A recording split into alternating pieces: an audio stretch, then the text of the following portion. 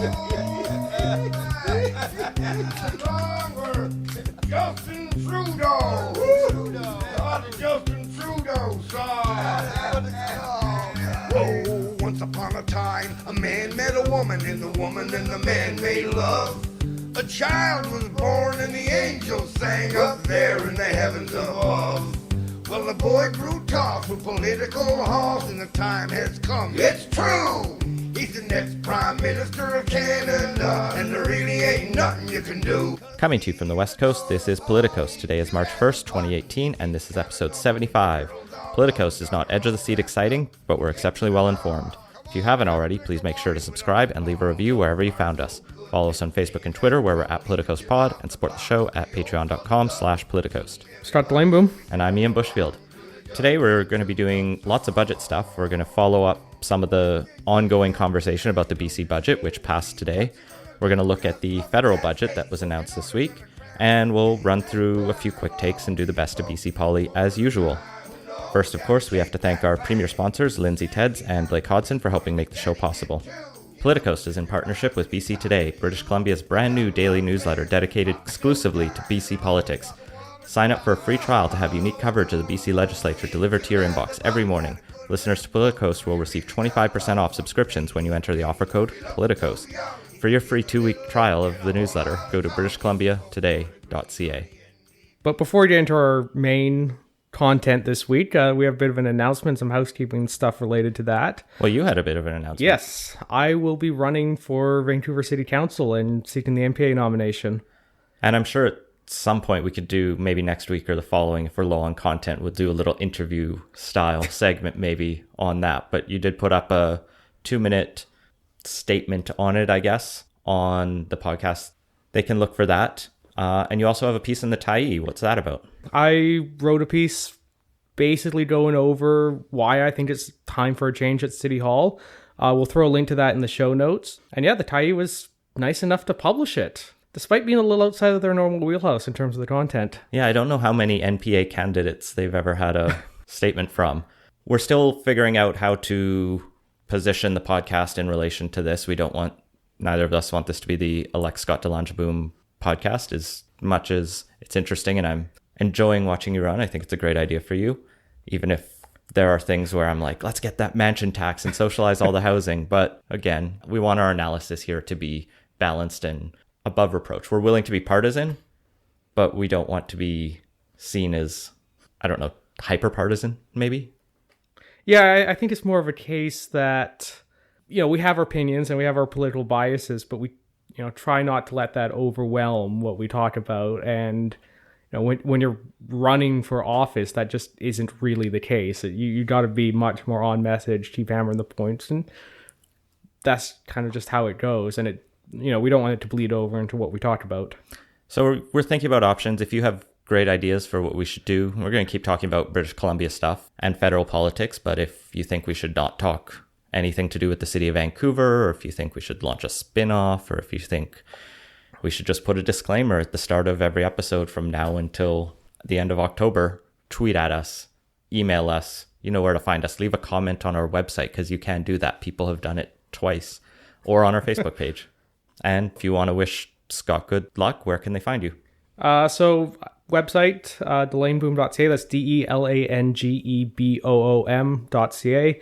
Also, all the social media, Twitter handles at Scott_DLB, Facebook, just Scott Delaneboom.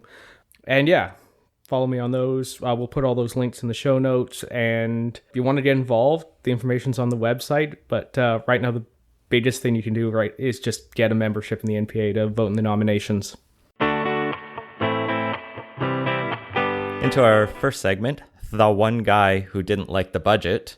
After last week's show, I felt like all of the press out of the budget was great for the NDP. On Pod Keep Our Land, Patrick talked about being in the budget lockup and how all of the NGOs were super excited.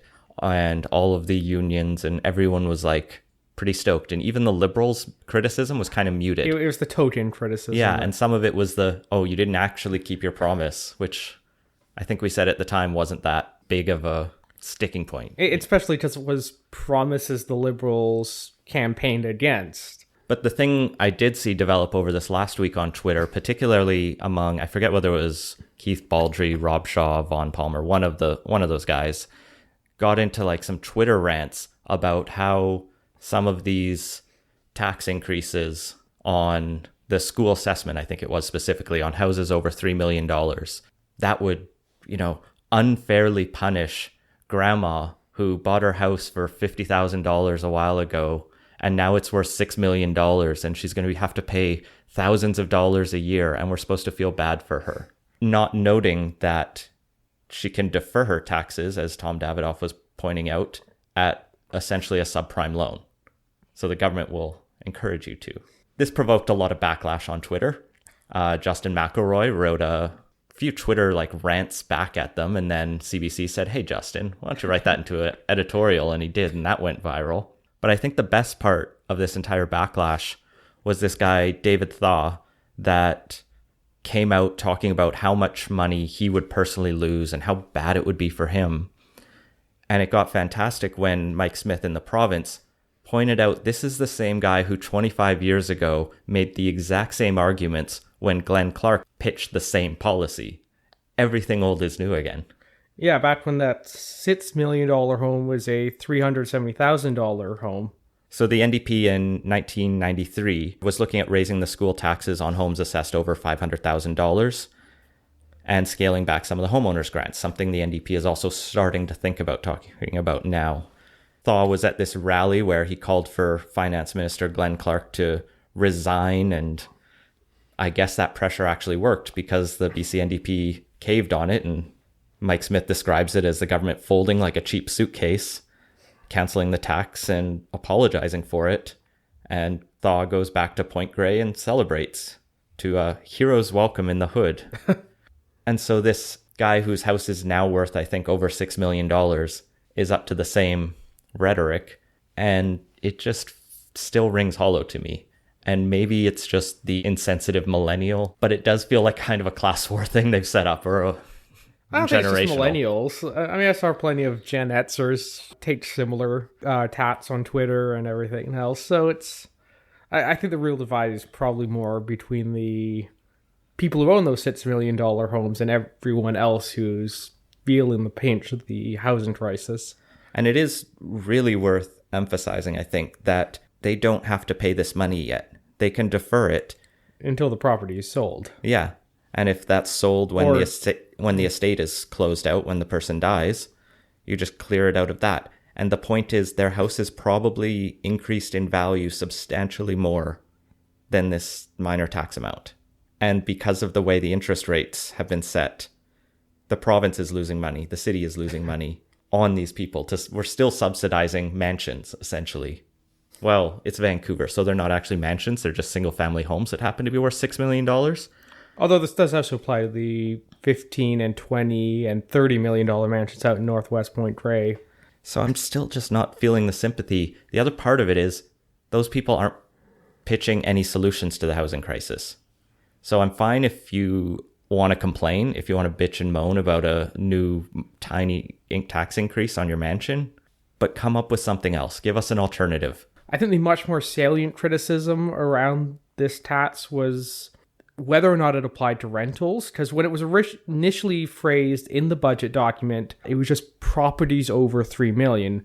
And that avoids a lot of condos because very few condos are over $3 million in the city. But because an apartment building's assessed as a single property, basically anybody with any significant rental holdings would be paying significant amount of property tax, and then that would, of course, get largely passed on to the renters or the new renters when they move in because of the rules around adjustments. But, it looked like there was going to be a fairly significant tax hit to rentals in a time when the rental rate's really low and governments are having a hard time trying to get those rentals built to make up the slack. And a couple days ago, the minister clarified that no, it is not in fact going to apply to it. But, that was a lingering question for several days.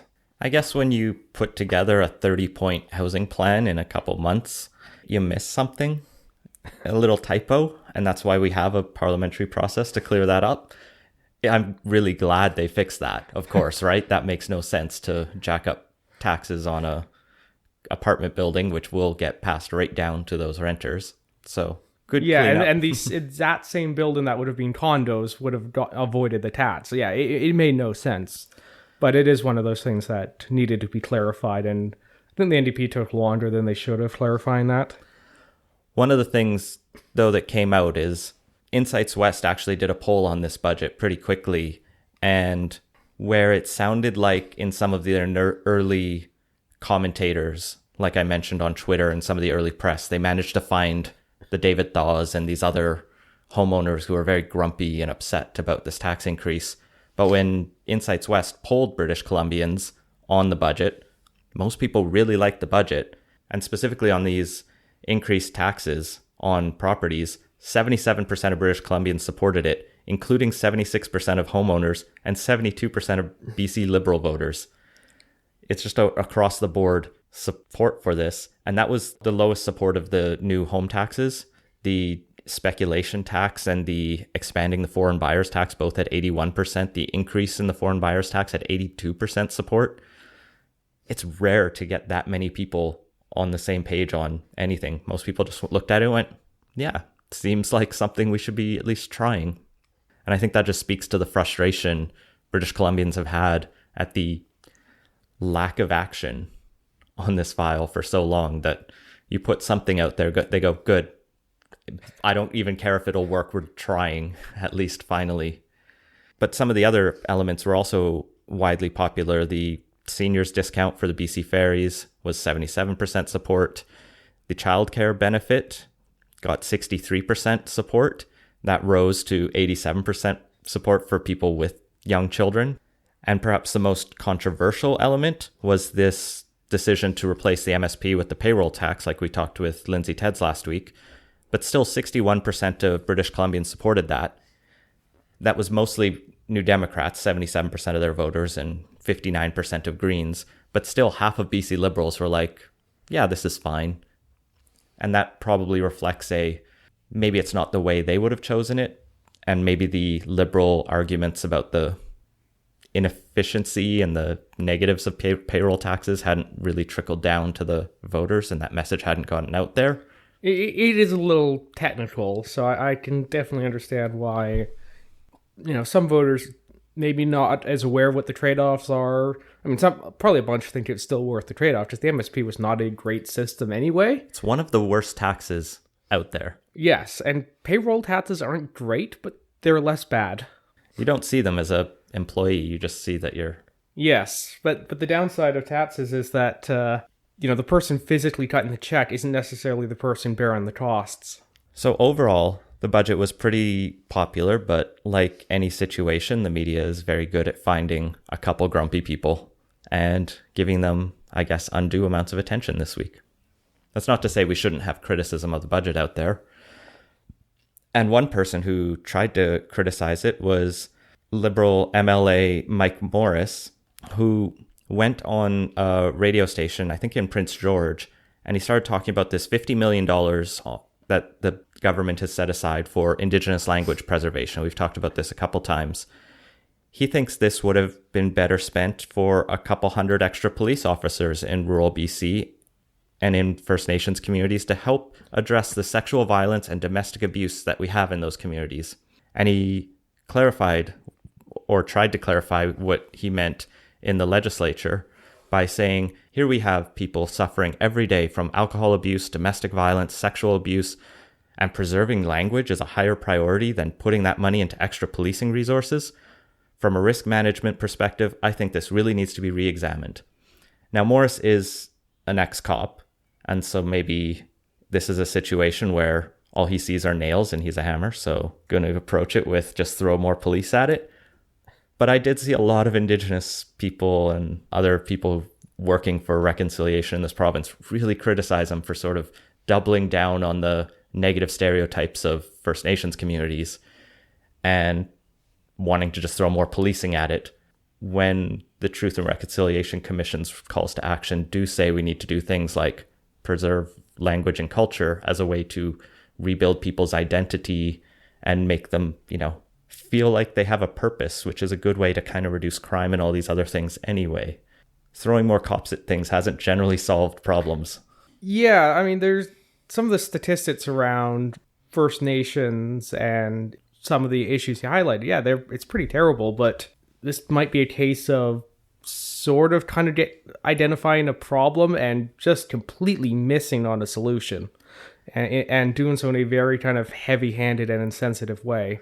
And $50 million isn't that much. So it's just weird to me that he chose this like one pot to want to steal the money from to put into cops and more policing. If policing's his thing and $50 million is all he wanted, like the surplus is bigger than that. He could have just said, we have some money in the surplus or in contingencies all over the place. Why don't we put some of that to policing? Instead, he's like actively trying to undermine some of the progressive policies to keep running the same ones. Yeah, I mean, there is some money in the surplus. And, if you propose that maybe along with some stuff like, better treatment for alcohol abuse, that sort of thing, it might be more defensible. But yeah, this just is incredibly insensitive and tone deaf. I don't know if this is part of a larger problem for the BC Liberals yet, but it's a sort of tone deafness, or maybe it's just a bozo eruption. But Andrew Wilkinson hasn't really developed a good narrative yet against this budget. The only elements he was really able to pick off on were the payroll tax issue, and that didn't get much traction. And the other option was maybe like getting the mansion owners in Vancouver outraged, but there's not a lot of sympathy for that camp. So they still seem kind of rudderless. And at this point, I'm wondering if Andrew Wilkinson is just hunkering down for 3.5 years until the next election. I don't think it's going to be quite that. I think it's more a case of just the NDP position themselves very well with this last budget and just doesn't leave much room to maneuver for Wilkinson. I guess his hands are somewhat tied by the Clark legacy of doing nothing at the last 2 years at least, or even throughout the whole term, just not ending in a very inspiring way. And he's got to put together some alternative, and that doesn't exist yet. So one of the things he has tried to pick up on is this idea of broken promises that the NDP has done. They talked about the $10 a day childcare being put off into the distance, the $400 renter's rebate not being in there. And I guess along that line, the good news for Andrew Wilkinson then today was that the BC Utilities Commission has decided that BC Hydro will not be getting a 0% rate increase as the BC NDP had promised, and instead they are going to give us a 3% rate increase on April 1st. The BC NDP is disappointed. Energy Minister Michelle Mongill said that she appreciates the BCUC's rationale, and she says they're very clear in a nutshell that this is a mess. There's a mess at BC Hydro. It needs to be cleaned up, and I hear that. And Andrew Weaver was happy to see the NDP not meddle in the Independent Utility Commission's decision-making process. But it kind of sucks for the NDP to go, we're going to freeze your rates, and then the independent people go, we can't. We're broke if we don't raise rates. Again, we can't afford to keep building dams and giving people electricity. I did see in one of the news articles, though, the comparison made that said Vancouver is still one of the more affordable cities in North America. Which is not a phrase you hear often. I think it means in terms of hydro rates or electricity rates. Even that, maybe I'm still a little skeptical about, but maybe it's not too bad here. Well, certainly not compared to Ontario. But yeah, ultimately, the BC Liberals' argument here again was just, this is just another broken promise that we didn't make, and they did but couldn't follow through on it. And it's still not a strong landing criticism, as far as I can tell. Yeah, I mean, the NDP do look a little foolish by promising something that the independent experts say, yeah, no, that's a really bad idea, and we're not going to sign off on that. But at the same time, it does give them a little shelter in that the actual decision is now the responsibility of the BCUC rather than the NDP themselves. And the last quick thing I want to squeeze in on following up on last week's budget segment, as a little peek behind the Politicos production curtains, I go through and edit these shows in the morning after Friday morning. I edit through the episode and I come up with the title for the episode, which is either based on one of the segments. and I throw a thumbnail on the episode, sometimes hastily photoshopped, sometimes just taken from the internet. And because we were talking about the budget, we had named it Baby's First Budget because the emphasis of the budget was on childcare. It was the NDP's first budget. And I had initially pitched the idea of baby steps to socialism, but you shot that idea down. That's fine.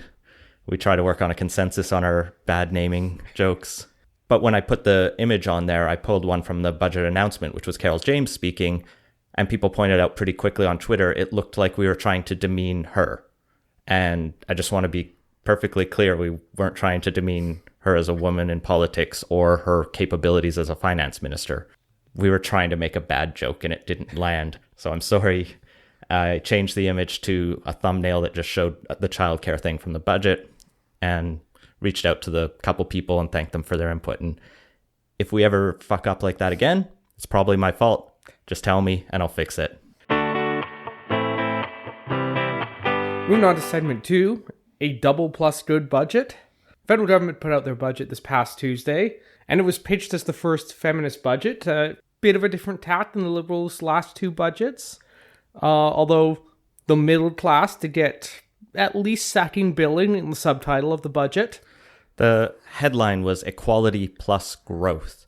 And there's lots in here, and we could spend this entire segment just reading the highlights that I copied in from a very helpful Toronto Star article, which of course will be in the show notes. But the big takeaway for me was this emphasis on gender-based analysis plus, which the government's been using for a couple of years. It was actually first introduced in 96, and I'll get into what it is in a second. And the other half was science and innovation, and finally starting to fulfill the Naylor report, which I think we talked about last year at some point when I was in Ottawa and I was talking with the people at Evidence for Democracy. The big approach this tries to really pump up and takes, I mentioned, is called Gender-Based Analysis Plus. And this is this analytical tool where you don't just look at gender. The plus is all aspects of biological and sex and social, cultural gender, as well as other identities, so race, religion, age, etc., and physical disability. And it applies to basically every policy the government has been bringing out. And what they do is they look at this policy and say, could this differentially affect men and women or trans people, etc.? It brings some experts in to try to just actually think about these, look at the evidence, because sometimes policies have unintended consequences. And it's a good way to at least just start to ask these questions and make sure that we are working towards a more equal society where people can take part in the economy if that's what they want to do, because that's the approach this budget's taken. So the big headline about this are changes to pay equity legislation, meaning the government's taking active steps to try to close the wage gap. In Canada, they cite in the budget that the wage gap is still, women are only making 87 cents to the dollar that a man is making. And that's even lower for women of color, Indigenous women, women with disabilities, etc. And the other part of that element is this $1.2 billion over 5 years that they're putting towards changes to employment insurance for parental leave. So they're topping up, I think it's a 5 extra weeks, use it or lose it, that either parent can take. And it's gender neutral. So it's actually the dad can take those off, or the wife, or if it's 2 men or whatever family situation you're in. And I think you can have this total of 40 weeks and you can split it however you want.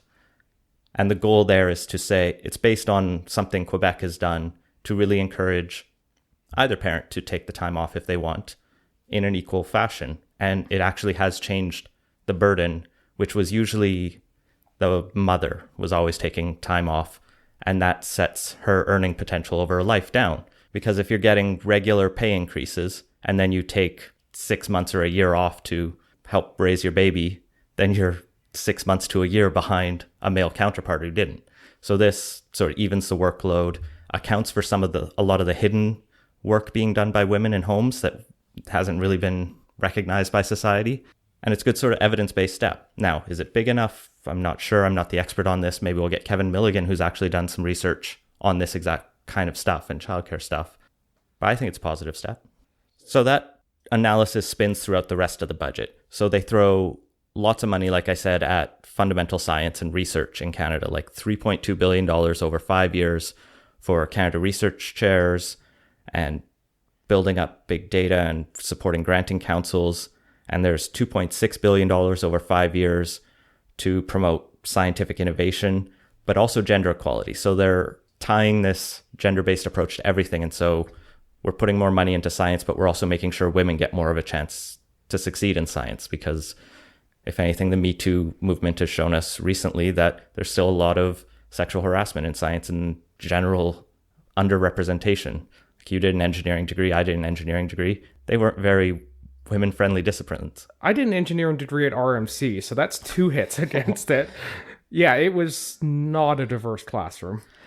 So these are steps to try to rectify the imbalance and at least promote greater involvement, and I'm excited to see that. The bottom line number of the budget is that there is still a deficit of $18.1 billion, and that deficit gets smaller for the next few years, but there's no balance date in the future. So the Conservatives are still scared and angry. Yeah, and like, this is one of those broken promises where, you know, Trudeau was pretty clear in the campaign that it was going to be 10 billion. There's going to be 4 years of that, and that was going to be it. And, well, we're at 18 billion now with no end in sight. So it does decrease to $12 billion in 2022. The big focus the Liberals have been talking about is debt to GDP ratio, and which is, you know, a better metric. And they are, I think, still in a good area for that. They might be still declining. It's declining still because the deficit is smaller than the GDP growth. So economists won't chastise them to no end, and hopefully we won't have to be dealing with debt ceiling or debt wall talks, because those are monotonous and exhausting. Yeah, and even the economists aren't too concerned about that. I saw Kevin Milligan on Twitter basically saying, yeah, calm down, people. Like, this is not the 90s. We're still running deficits and bigger deficits in the 2020s. Yeah, maybe we'll start to get a little concerned there. But debt to GDP is kind of in the mid 30%. So it's not a huge concern at this moment, but it, you know, something to keep an eye on, because it does constrain us going forward if, you know, that number gets too big. So filling out the big ticket items in this budget, there's $1.4 billion set aside over 6 years to support Indigenous children, both in foster care and promote family reunification, and a bunch of other money set aside to reconciliation. Trudeau's finally starting to talk about how they will end the boil water advisories on every reserve, and are putting money to finally do that, because it's shameful that we live in a country where people can't drink the water. Yeah, this is not new technology either. The fact that it's taken this long to even get the money to go forward is... It's the easiest thing to solve. Like, there are intractable problems, and then there's one where you just have to buy some filters. It's a little more complicated than that, but it's literally solvable by just throwing money at it. Yeah, like, hire some engineers, hire some contractors. Yeah, it's a question of writing the RFPs, getting them out there, taking the bid, and just, you know, doing that. It's something that the government is actually pretty good at, and there's really no excuse for not having done that. They're also putting aside $2 billion over 5 years for foreign aid, and this is the feminist foreign aid program of the Trudeau Liberals, because everything has that tinge of progressive feminism, and this does a lot towards that, this budget as a whole. I think there are still going to be calls that, you know, the childcare spaces they open, I think I saw one analysis say they're looking to open 70,000 childcare spaces, but we need something like 700,000 to really make up the number of people who can't find affordable childcare in this country. But you got to start somewhere, I guess. So it's a very liberal budget in that it'll say a lot of the right things, put some money into the right spaces, but still disappoint a lot of progressives. What I actually think is more notable in the budget is what wasn't in it. So if you recall, the Liberals made a big deal a couple of years back about infrastructure spending. And in fact, that was kind of the whole raison d'etre of the deficit was, no, we need to invest in infrastructure to kickstart the economy. That was the pitch. Well, if you dig into the budget, and I mean dig into it because it's hidden in an annex somewhere, it's actually pushing a lot of that infrastructure spending into the future. And, it's so they're shortchanged it by over $1 billion this year, less, and, other years going forward. And then, it all balances out in the end under this column that's just future investments. It doesn't even have a date assigned to it. It trails off after 2022. But, that shortfall is made up then. So that's a little concerning, especially because we have some significant infrastructure problems and needs. Take Vancouver, for example. Sure as hell needs a few new rapid transit lines that we're sort of getting around to building whenever they finally break ground on the Broadway line. And even that's only going halfway to where it needs to go. Well, and those were things Trudeau campaigned on and talked about in this city during the election. So disappointing there. It's in a way similar to this other promise that got a lot of press initially, was this advisory council on the implementation of national pharmacare. And they scored big when Ontario Health Minister Eric Hoskins resigned from his duties in Queen's Park to join this because he's going to head this up. And they're like, oh, great. The Liberals just stole the plan for universal pharmacare from the NDP's future platform, and they're going to do it first. But then it turns out this Liberal pharmacare is actually more like kinda care. It's a partial it's cheap drugs or free drugs for low-income people. Maybe if a task force suggests it, I don't know, maybe in 2019, because something else happens that year when the Liberals might want to get some positive attention. What could they be looking at in 2019? Yeah, I don't know. My other favorite part of this budget is how they admit that they should scrap the Phoenix pay system, which is still fumbling public servants' pays. In some cases, people are getting paid too much and then having it clawed back, or in other cases are not getting paid, which is such a disastrous scandal. The government has at least, one of its core jobs is to pay the people it employs. If Bombardier wasn't paying its people, we'd be hearing about it daily until the government shut them down. Well, actually, knowing the government, they'd probably start, covering it off until Bombardier can get their shit together. Yeah, they'd at least figure out how to pay the employees for them. But, any company in this country, if they were having this level of disarray, would be facing severe sanctions. But because it's the federal government, they're above the law because they are the law. They've sunk something like $500 million into this already. They're budgeting another $430 million over 6 years to fix the current pay problems.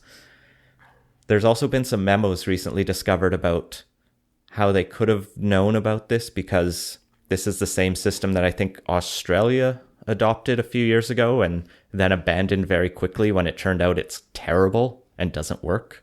But they seem to be buying a lot of secondhand stuff from the Australians these days.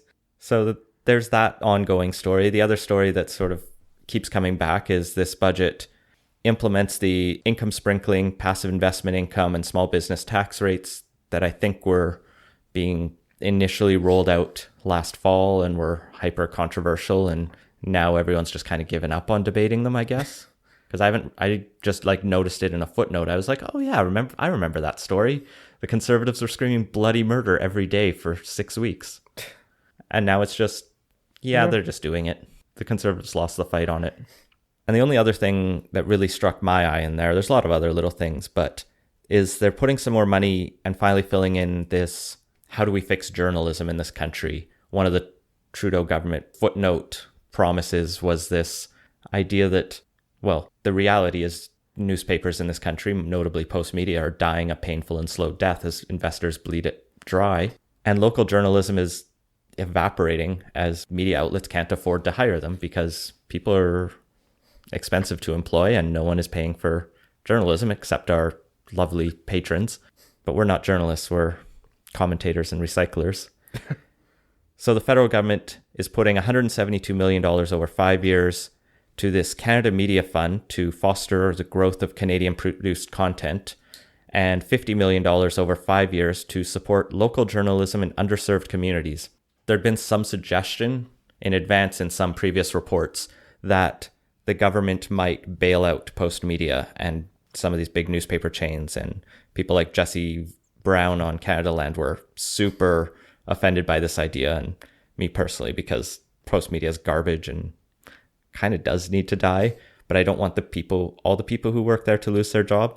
I mean, some of the columnists are terrible, but There's some pretty great columnists. We can keep Andrew Coyne around. He's entertaining at times.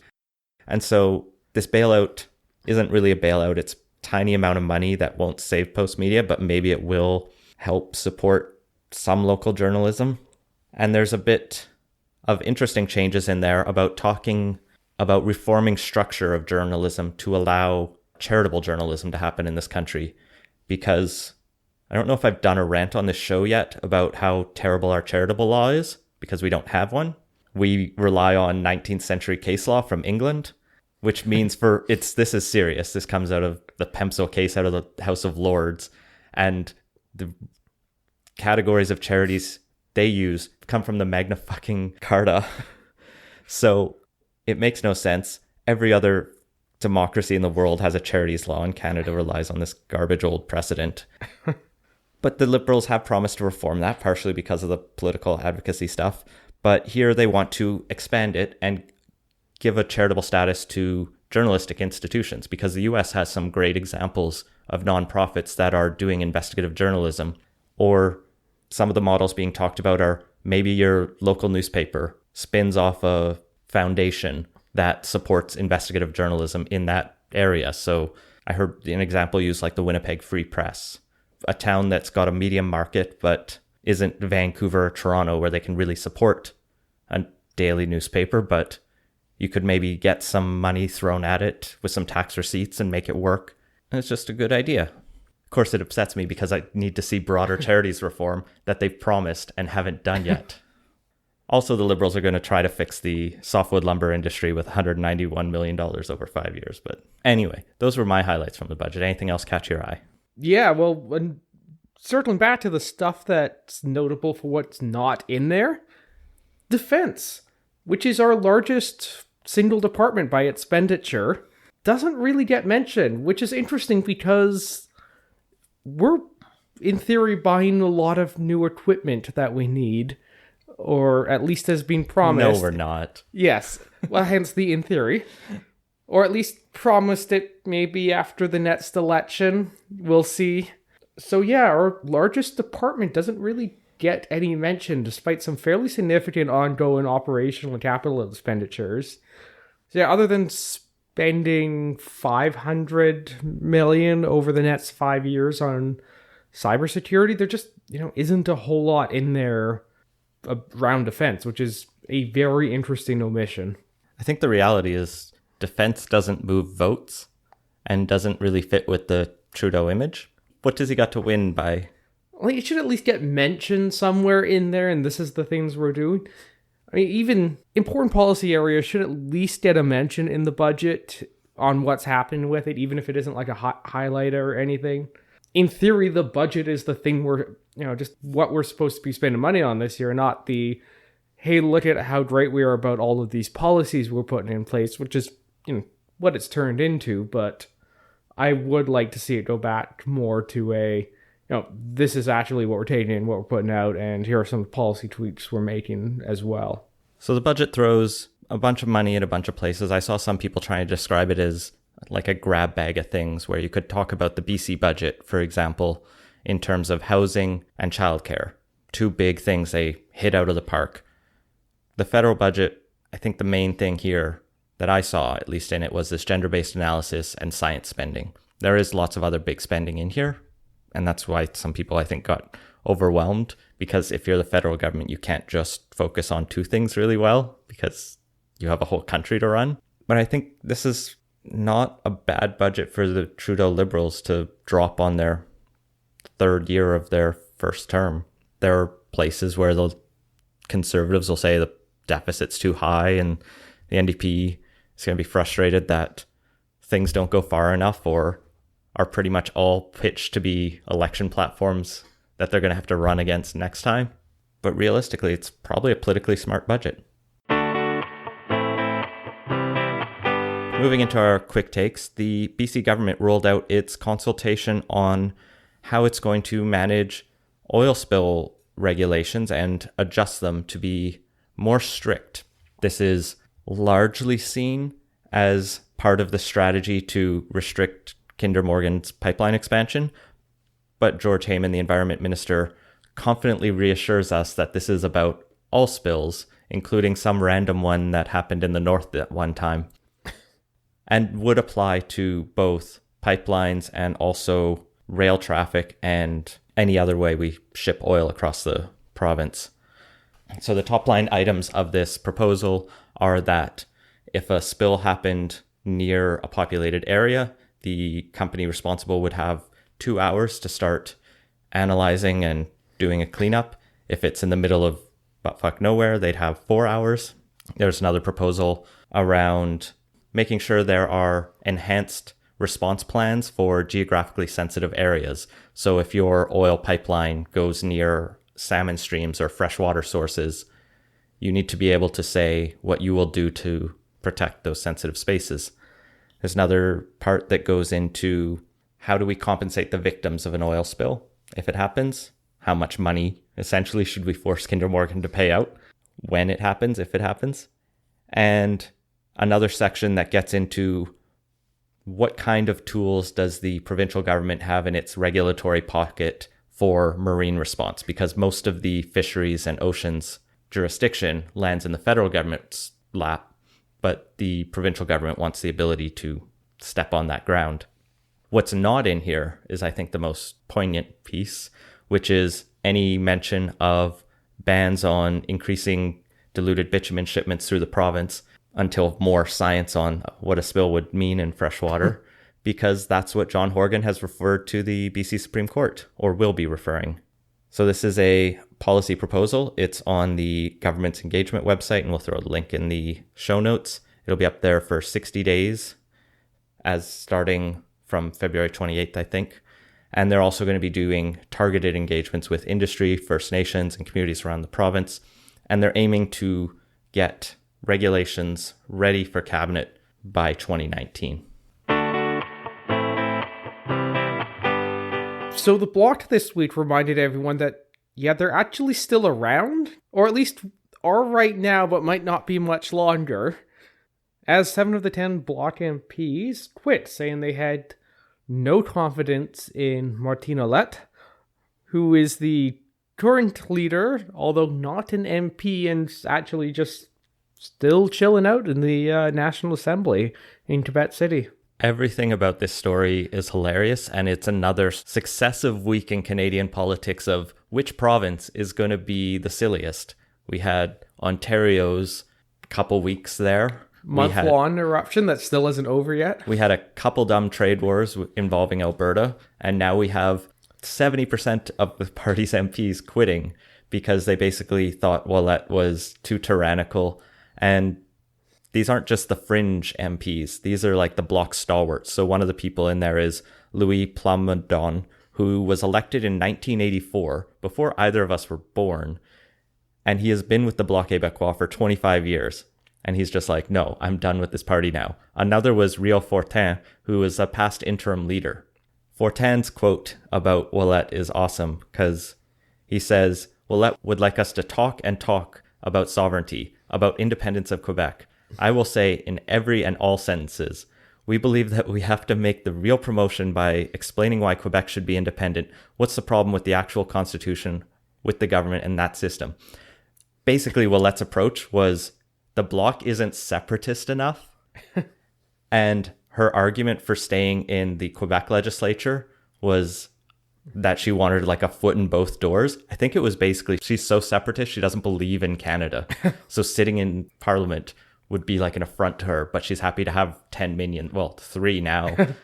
It kind of makes you wonder, why did she become leader if it's, and there's this great anecdote as well in the CBC article about how last June she faced a separate leadership challenge after there were reports that her chief of staff, Ouellette's chief of staff, her main right-hand person, allegedly leaked information to try to throw one of her MPs under the bus. It's just a great feeling in that party, right? That's how you have a good culture. So Ouellette won the leadership for the Bloc Québécois in March 2017, just over a year ago. Great first year. By default, by acclamation, she was the only candidate. And this was after twice coming third, I read, in the Parti Québécois leadership races. You know, if at first you don't succeed, try again, and maybe... That's kind of the separatist motto, isn't it? And apparently get more strident to the point where your own separatists think you're too separatist. So they separate.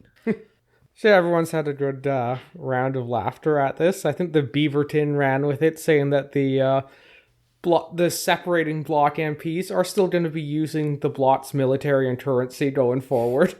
This does, if the 7 MPs form a party, which is likely, there was a Strength and Democracy Party, I think, before the last election, which was 2 or 3 MPs who'd split off from the Bloc a previous time.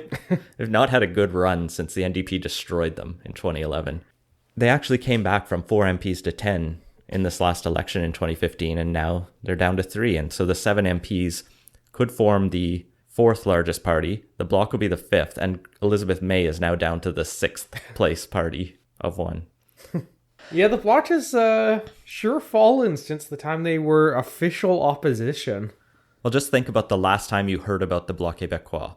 Yeah, that's why I joked that at the start. Like, this whole thing just reminded people that the Bloc exists, because they basically haven't been relevant for 1.5 election cycles now. I shared this story in some places saying, I bet you can't name the leader of the Bloc Québécois without clicking through.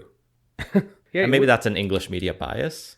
But probably a bit of it, but, you know, the Gen Z that's coming up behind us, that's an entire generation that will just not really know what the Bloc is or understand its relevance if they haven't studied Canadian political history.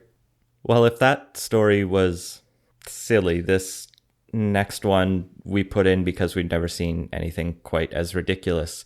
A woman in Nanaimo is facing a $100 a day fine because she has rabbits. And it turns out there's this weird bylaw in the city of Nanaimo. Nowhere else, as far as CBC could tell, has a similar bylaw, at least on Vancouver Island, where you are not allowed to have a rabbit if your property is less than 1 acre. And the rationale there was this would somehow prevent people from having rabbits and then like letting them loose and becoming feral rabbits, because that is a major problem in the city of Victoria and some places on the island. But this woman has had rabbits for 6 years, just like a couple that she breeds at home. One of her great neighbors filed an anonymous complaint, and then bylaw animal enforcement officers came and told her that she's facing this fine, and so she appealed the city. It turns out what makes this story even better is Nanaimo allows people with those small houses and properties to have chickens. So you can have chickens, but not rabbits on your property. Morissette, the person in question, points out that it doesn't actually make any sense because people with an acre of land aren't necessarily more responsible than anyone else as pet owners. And even the local SPCA says this is a dumb bylaw because it just encourages people who have rabbits to ditch them if they get caught. And that makes more feral rabbits, which is the problem it was trying to solve. And one person even points out, we don't have a rampant feral chicken problem. That would be the Nanaimo's acting director of public safety. So I think this takes the cake as one of the silliest enforced bylaws in the province, at least for the week. Hopefully, Morissette is successful at Nanaimo City Council and will get this struck down.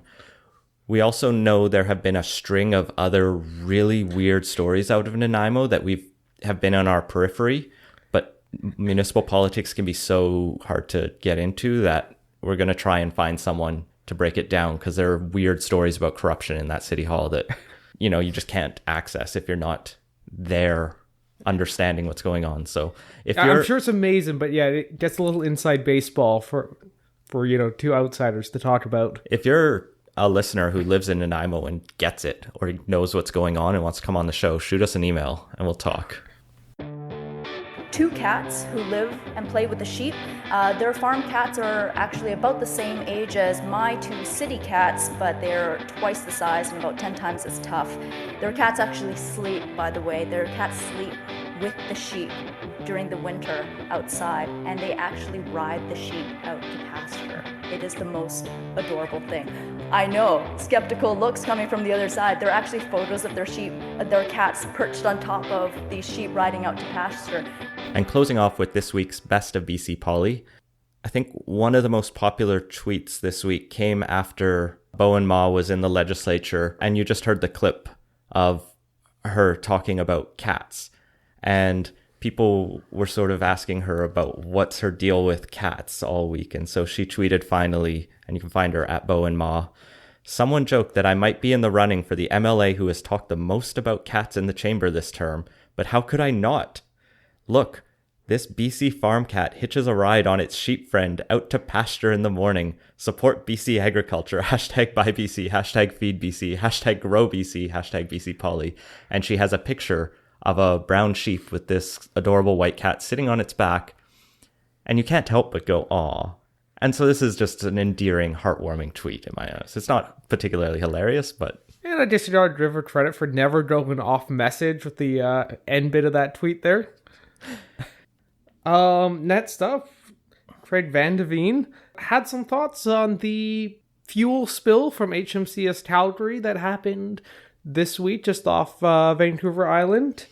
And he tweeted, unfortunate name for that ship spill. Why couldn't it have been HMCS Vancouver that spilled? I'm sure BCians will find a way to pin this on Alberta. You can find him at Craig_VDV. And finally, just as we were starting to record, I saw Shannon Waters at So Bitter So Sweet tweet at us one of the things said in the legislature this week by at Kylo Gregg. He, I guess, was asking a question about tax competitiveness and said, trying to explain tax competitiveness to the members opposite is like trying to explain thunder to goats. They're not allowed to use silly names and fake ministerial titles anymore, but they can still be creative, and I appreciate that. So good work, Kylo Gregg. Everyone else can make sure to nominate tweets for next week's show, or if you happen to be listening to Question Period and find some good quips, tweet those at us and we'll throw those in as well. Use the hashtag Best of BC Polly. And that has been Politicos. Find links to the stories we mentioned in the show notes at politicos.ca. Make sure to subscribe wherever you listen to podcasts and follow us on Facebook and Twitter at PoliticosPod.